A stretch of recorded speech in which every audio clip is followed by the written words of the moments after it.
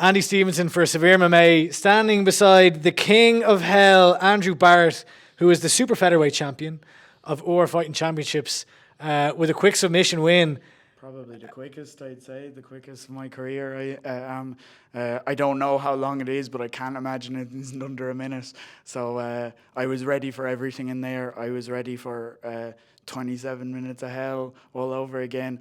But it's nice to get out still looking pretty all after, not blacked up like the last time I was in an interview. Happy as could be. It's been a while since we've seen you. I think it was November or something like that, 2022. It was a year and a half ago. I took a step away from the career, to be honest. I didn't want to fight. I thought that after losing my fight in IMAFs, I was strangely okay with it, and it kind of disturbed me a little bit. I'm supposed to be broke up on about it. I'm supposed to be upset. I'm supposed to be crying about it. I gave my best in it, and I was proud of myself, and I still feel like I did a lot great in that last fight where I lost it.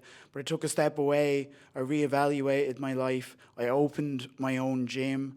I fell back in love with the sport. You know, sometimes we forget to appreciate what we're doing in life. I've somehow convinced everybody that stripping down to my underwear to entertain other men is somehow a professional sport. Somehow I should get paid for it. And I get paid every day to teach people, to fight, to train, and that is a blessing and nothing short of it.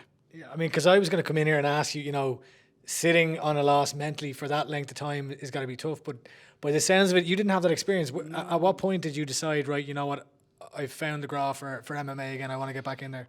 My first decision, I let go of fighting, but I came in because I love martial arts. Nobody loves martial arts like me.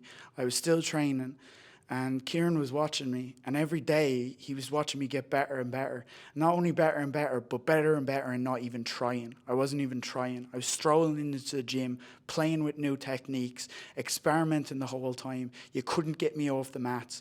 I wasn't planning on going anywhere with it. And then one day, Kieran was so impressed with me in training, he said, which he wasn't saying prior to the IMAFs, I think you should go pro.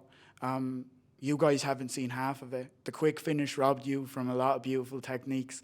And I said to him, the only reason why I would ever come back to fight is to inspire my students, to inspire my fighters, and to inspire my people. The weird thing is, along the line, after saying that to him, and after deciding to come back and take one more amateur fight, it was actually them that inspired me more than I inspired them. I was watching people that have had all that different hardships in their life come into training every single day. My mother broke her finger. She stuck on a boxing glove, came into jiu-jitsu. The toughness comes from somewhere. I had a woman of 3 kids that her car broke down. She could excuse herself from training. She could say that she didn't need to come anymore. She cycled to training. I have kids that are being put down by teachers every single day, being told that they're a waste, that they're no good. And those kids are coming into me working hard, putting their effort in. So how could I not step up to the table? How could I not become something for them? They're the ones that inspired me to win this belt. I'm not the one that inspired them. You put on a great performance tonight, and coming in here against one of the Stanker brothers are must-watch TV in MMA as far as I'm concerned. Yeah. They're a little bit unorthodox. They're dangerous everywhere. You're coming in against tonight, and how are you anticipating this? You started off, you put the pressure on, he took you down, and you managed to get the armbar. What were you expecting coming into this one? I wasn't expecting anything.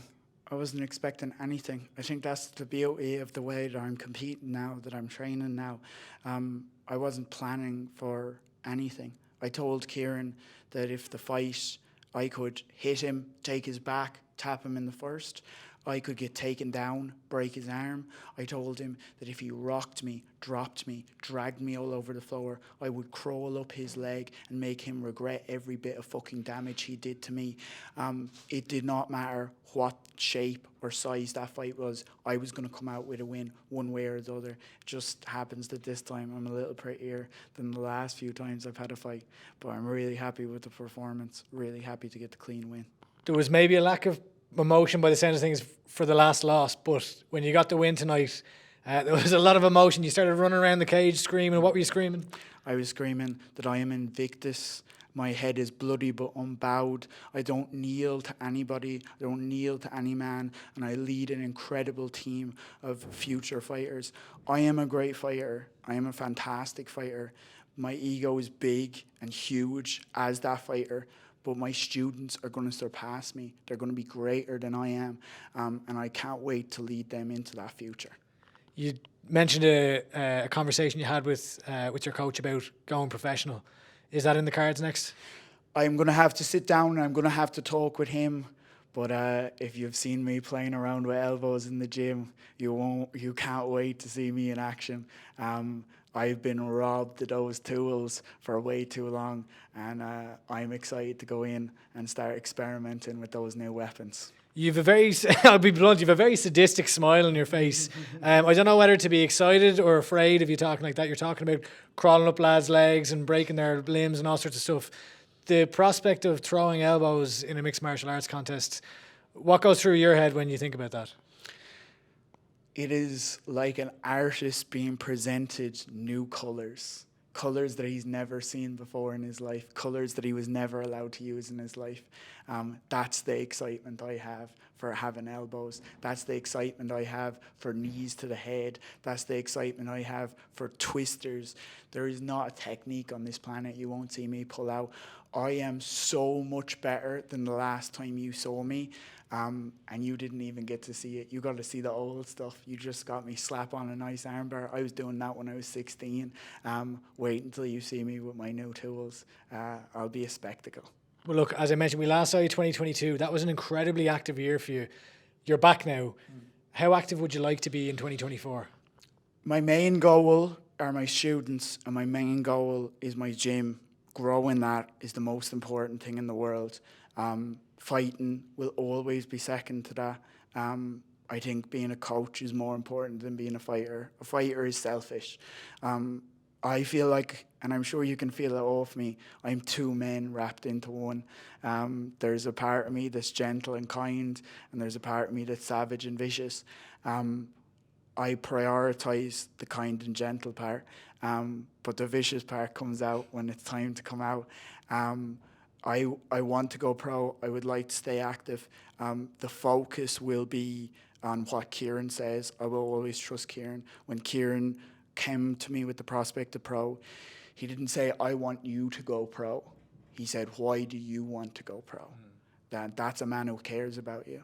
You know, if you say, I want you to go pro, that's someone who wants a pro to build up their gym. That's not what he was looking for. He was looking to better my life, and that's the coach I want to be. I want to better people's lives. That's the most important thing in my life.